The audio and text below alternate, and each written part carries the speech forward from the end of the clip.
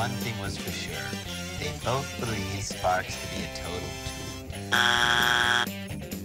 Be an exciting contest which shows that divorced couples can still have fun together, right? Mythological hero H-list. C. On the spot dice spin. We are experiencing technical difficulties. Please stand by. Well, here we are at the GSG Ward. It's time for another yearly checkup. Myself and Doctor of the Year, Jessica Brand. Hello. It looks like we've got an awfully big patient this time. It looks like we've got like 5, perhaps 10 people on it. I mean, man, look out Octomom. I mean, this is getting ridiculous. Who let this in? Who let this in? They have one health plan. Apparently Fremantle let this person in. The patient is suffering from a family feud. Wait a minute. We're a doctor. We're not psychologists. Yeah. So Fremantle let this in, and it continues with a very fortunate trend that Fremantle is heading into. I think it's something that Fremantle and original game shows were lacking for honestly a period in the 90s. But in terms of overall, obviously there were some hits, but the game shows are really adapting to modern audiences, and they're giving the people what they want, and so they succeed. And I think Family Feud's really the prime example of that. Yep. There are certain shows that need to be modernized, certain shows that don't. We talked about Jeopardy last time. That's a show that didn't need to be modernized because it's an evergreen show. With the clues. Yeah. And now we have Family Feud here, and we can see that I think we need to recommend it start to lose a couple of pounds because it's starting to get a little sluggish and a little bit tired. Yeah, maybe. I mean, it's a recent blip. We recorded this mid October, and I was looking at the Nielsen reports pretty recently. I mean, Wheel of Fortune and Jeopardy were basically around it, which is kind of startling when we consider and I think it's personally no more than a blip, but it's interesting when you consider that it was routinely 4 points above Jeopardy first place, which is, pretty considerable when you consider TV ratings these days. Right. But it no longer has the stranglehold it once did. And no longer has that stranglehold it once did, especially when you consider Nielsen's add 'em up method, which has always been my question about Family Feud's success. You look at how often Jeopardy gets rerun. It's no more than a double run, and it's rarely that. Wheel of Fortune is a single run, and that's everywhere. What if Family Feud was only a single run? I think there's some questions about that really aren't able to be answered because of unfortunately, the antiquated way that we measure ratings in these days. But I think it's good because, it's gotten all that opportunity. I mean, say what you will about GSN airing it, I'm personally in favor of that because it's cheap, it's a property they own, and it gets viewers, so I mean it seems to be the best possible outcome for the majority of their audience, which for a company that makes sense to me. I would totally look at it like that. I'd be proud with that if I was a shareholder. Right, as the old saying goes, if it don't make dollars, it don't make sense. Yep, and it's led to Pyramid, and it's led to Match Game. Like, think about it though. I mean, you can see the original Match Game in the 70s and Family Feud in those days led to it, but in terms of modern game show incarnations, Family Feud was really the forebringer to bring really kind of out there humor and be direct about it. I mean, and that's I think as much as that's a mainstay now, and as much as it might be a little bit predictable for someone who watches it enough times, and I don't do it all the time, okay, I think a lot of people get confused by. I think it's beneficial to the show because if you watch a given episode with anybody who doesn't watch the show like every single day, then you're going to say, "Oh my gosh, Grandma just said that. Did you hear that she said penis on TV? Oh my God, Dave." Like, I didn't know you could say penis on TV anymore. I mean, I've been watching this show since good old Dickie Dawson was on, and I didn't hear no gandum penis on TV when he was doing it. Even when that little tiny fella Wade Combs was doing it, I didn't hear no penis. I can hear it now, which it shocks me half to death. Yeah. I think we just infuriated quite a bit of our audience with our voices. I'm sure. But the point is, though, the fact it creates that buzzing conversation, no matter what you think of it, it means it is successful. It kind of reminds me about what is said about unpopular ads in terms of those who don't like Harvey Feud. Well, do you remember what the advertisement was for, even though you dislike the ad? Usually you do. That means it worked. It is creating buzz, and it continues to create buzz, especially with the celebrity editions. I wish people would give the show more credit than they really give it, because, I mean, this is a pretty incredible sustained juggernaut over this period of time, especially when audiences are shifting, and the fact that they were the forerunner to do it and are consistently still doing it. It's maybe not quite at the peak of its powers. It's maybe, I'd say 90 to 95%, but that's still pretty darn good when you consider how long this has been going.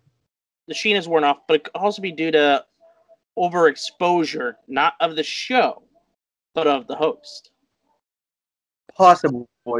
I wonder about the nation's Steve Harvey fatigue, like just in general. That's not a Feud indictment. That's not an indictment on Steve. It's just, general public perception. And that is a thing. It's law of diminishing returns in economics, basically. There's only so many cookies you can have from the box of cookies until they no longer taste good and feel good. That is true.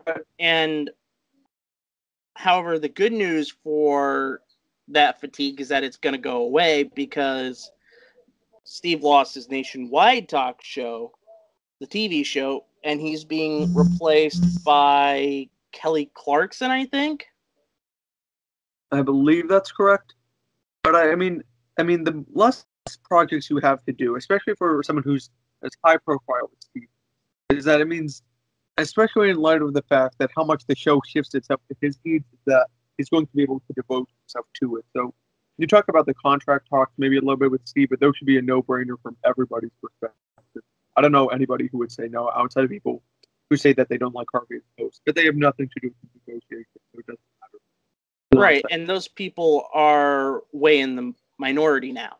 Oh yeah. Like, I mean, that's like literally the one cherry in the entirety of the cherry pie. Mm-hmm.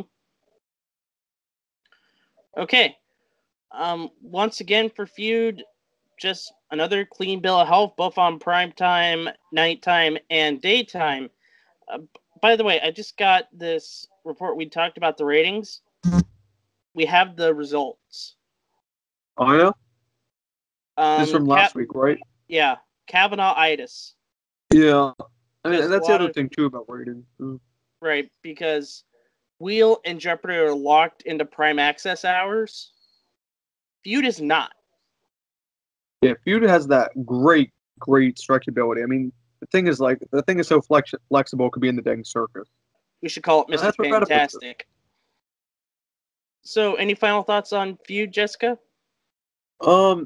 Yeah, I mean, I guess I will maintain to have my questions about what it would be like if it had its own designated slot or double run like the other shows. But I mean, honestly, I think it should be okay as long as they continue and they keep doing it very well of getting celebrities that represent their brand well and are as big name as they are, and people talk about the show just in common parlance as it's been done. I mean, that's really not like really. Even when it's not at the top of its shape, it still basically does as well as it can compared to the other two big syndicates. And I don't see any signs of it really slowing down, especially given, as you mentioned, the external factors of Steve Harvey. Well, I couldn't agree more. So, Family Feud, we got a clean bill of health for you. Here you go. And let it be said, I like Steve Harvey's Feud. Let it be said.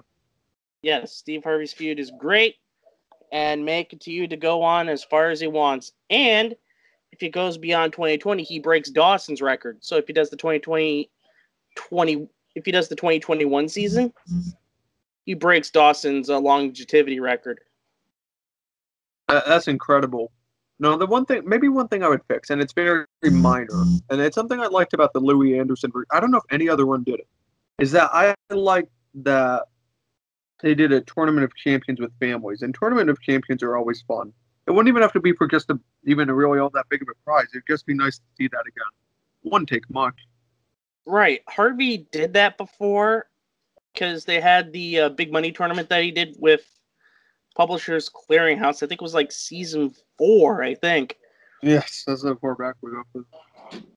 I think you can do it again, but with the way it's all set up, I don't think you need to do it again. No, they probably don't need to. That's personal preference. I don't think the show would would need it by any means. That's just spitball outside of like ratings or stuff that really matters. Really, the show's sustainability and ability to perform how it has. That is correct. So once again, clean bill of health, Family Feud. Go there, you go. Just see the nurses schedule an next yearly checkup and grab a lollipop outside. Yep, and we'll give you a big smooch on the lips before you go. Why doesn't they kiss the host anymore? When Dickie Dawson was on, he was kissing everybody. Now why aren't they kissing Harvey?